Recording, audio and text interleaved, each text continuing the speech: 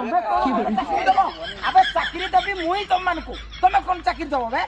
ଚାକିରି ଦେଖେ ହଉଛି ଟିଙ୍ଗା ଟିଙ୍ଗାକୁ ଆଜି ଲଗେଇ ଦେଇଛୁ ମାନେ ଟିଙ୍ଗା କେଡେ ଟିଙ୍ଗା ମାନଙ୍କୁ ଦେଖେଇ ଦବ ଯାଉଛୁ କି ଆବେ କାଲିକି ଗାଁରେ ମୁଇଁ ଯାଉଥିଲି କାଲିକି ଗାଁରେ ଯାଉଥିଲି ଗାଁର ଜଣ ଭଦ୍ରଲୋକ ଦେଖା ହେଲେ କହିଲେ ହଇରେ ଟିଙ୍ଗା ଚାକିରି ବାକିରି କିଛି କରୁନୁ କାହିଁକି ହଉଛୁ ବୁଲି ଆମ ଗାଁ ସରପଞ୍ଚଙ୍କ ପାଖକୁ ଯା ଦୁଃଖ ତୋର ଯିବୁ ଭୁଲି ମୁଇଁ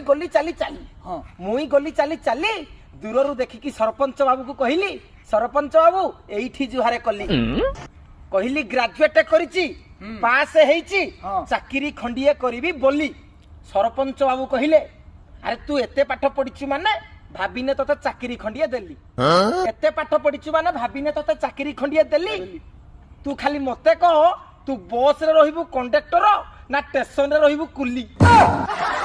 ମୁଇଁ ବି ଛାଡିବା ଜନ୍ତୁ ନୁହେଁ ମୁଁ ଡାଇରେକ୍ଟ କହିଲି ହଇଓ ସରପଞ୍ଚ ଆଜି କଥାରେ ମତେ ମାରିଦେଲ ପେଞ୍ଚ ତମେ ବୋଧେ ଭୁଲି ଯାଇଛ ଇଲେକ୍ସନ ବେଳକୁ ପରେ ଆମର 18 ଥର ଖାଞ୍ଚ ଆରେ କଣ ଭାବ